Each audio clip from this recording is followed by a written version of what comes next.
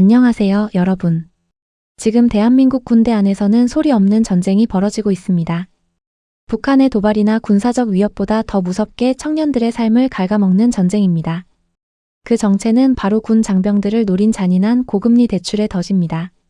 설마 군대 안에서 무슨 돈을 빌리겠어? 라고 생각하셨다면 큰 오산입니다. 주변에 군인이 없으신 분들은 지금 군대 안이 어떤 상황인지 상상조차 하기 힘드실 겁니다. 최근 금융감독원이 발표한 공식 통계 자료는 우리에게 큰 충격을 안겨주었습니다.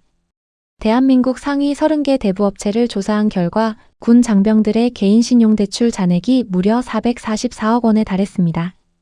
이 444억 원이라는 거대한 숫자 중에서 가장 높은 비율을 차지한 것은 누구일까요? 놀랍게도 안정적인 월급을 받는 장교나 부사관 같은 직업군인이 아니었습니다.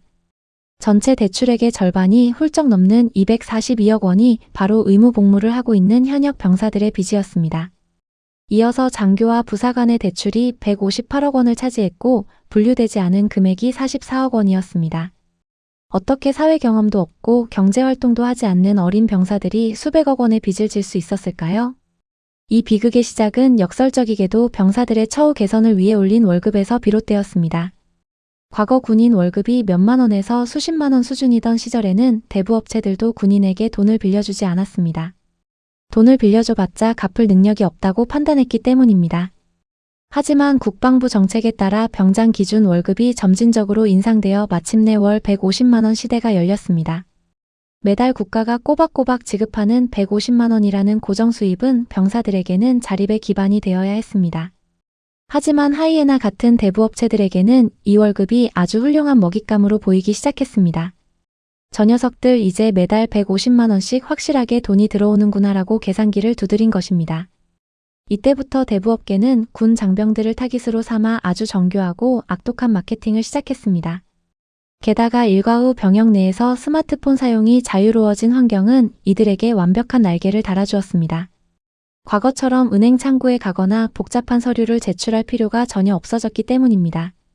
어린 병사들이 생활관 침대에 누워 스마트폰을 켜면 자극적인 대출 광고들이 쏟아집니다. 그 광고들의 이름은 참으로 기가 막히고 친근합니다.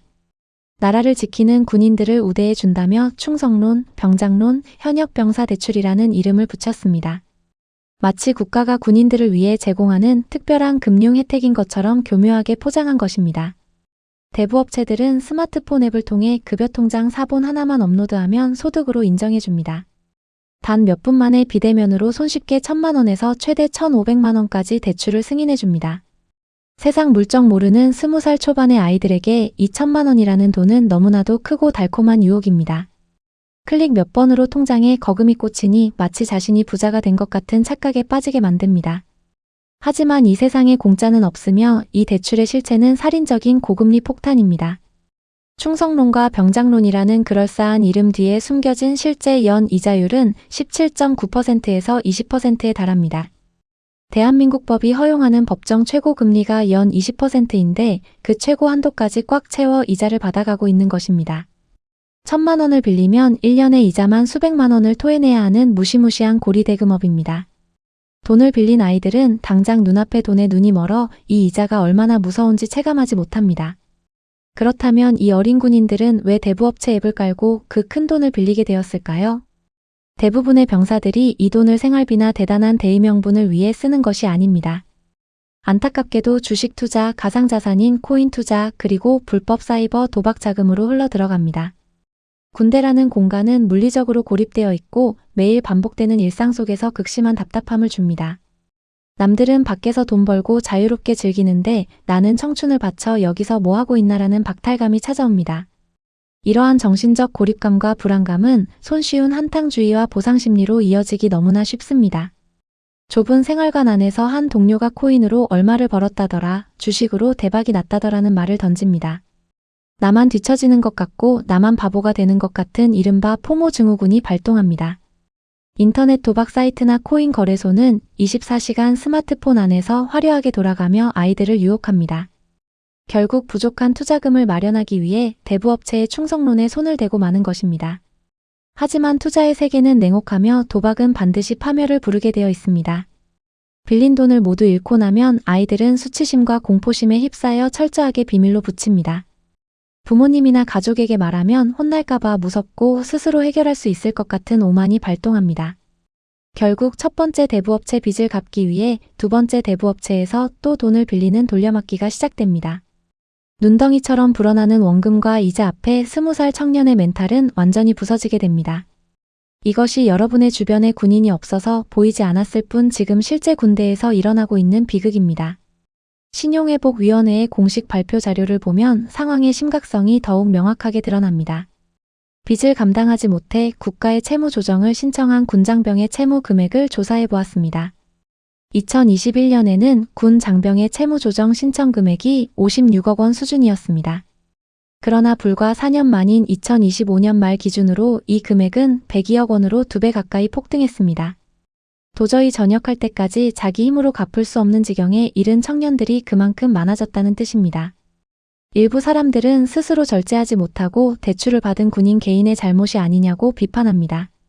물론 본인의 선택에 대한 책임은 분명히 존재하며 스스로 조심해야 하는 것도 맞습니다. 하지만 이 문제를 청년 개인의 철없는 실수로만 치부하기에는 대부업체들의 수법이 너무나 교묘합니다. 아직 경제관념이 정립되지 않은 사회초년생들의 심리적 약점을 정확히 파고들었기 때문입니다. 가족들이 눈치채고 말로 단도리를 하거나 훈계를 한다고 해서 쉽게 해결될 단계를 이미 넘어섰습니다. 돈의 유혹과 도박의 중독성은 뇌의 회로를 변형시키는 일종의 질환과도 같습니다. 따라서 가족이 뒤늦게 발견하고 안타까운 마음에 대신 빚을 갚아주는 것은 최악의 대책이 될 수 있습니다. 문제가 생겨도 결국 부모님이 해결해 주시는구나라는 학습 효과를 주어 더 큰 대출을 부르기 때문입니다. 이제는 개인의 양심이나 가족의 노력에만 맡겨둘 수 없는 국가적인 대형 악재가 되었습니다. 상황이 이 지경에 이르자 금융감독원과 정부도 마침내 초강수를 던지며 칼을 빼들었습니다. 금융당국은 지자체 등록 대부 중개업체들의 허위 과장 광고를 전면 단속하기로 했습니다. 무엇보다 대부업 표준업무방법서를 전면 개정하여 현역 병사에 대한 신용대출을 원천 금지하는 방안을 추진 중입니다.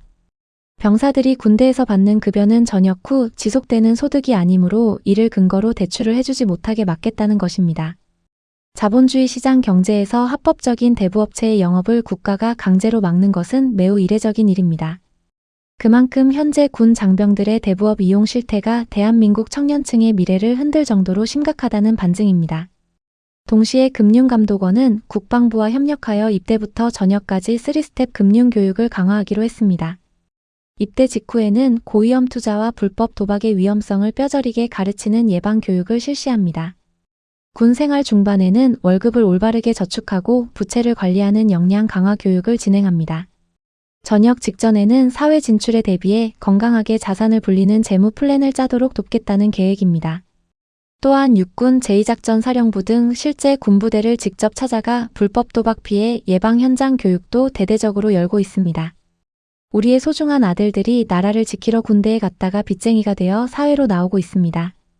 신용불량자라는 무거운 낙인을 이마에 찍은 채 사회 첫발을 내딛는 청년들이 늘어난다면 우리 사회의 미래는 어둡습니다. 지금 이 순간에도 보이지 않는 생활관 구석에서 스마트폰 화면을 보며 한숨 짓는 어린 군인들이 있습니다. 이들이 안전하게 군 복무를 마치고 건강한 자립자금을 모아 사회로 복귀할 수 있도록 철저한 시스템 통제가 필요합니다. 주변에 군인이 없다고 해서 방관할 것이 아니라 우리 사회 전체가 이 교묘한 대출 덫을 걷어내는 데 관심을 가져야 합니다. 한 세대의 청년들이 무너지기 전에 국가와 군 그리고 우리 모두가 강력한 방어벽을 쳐주어야 할 때입니다. 시청해주셔서 감사합니다.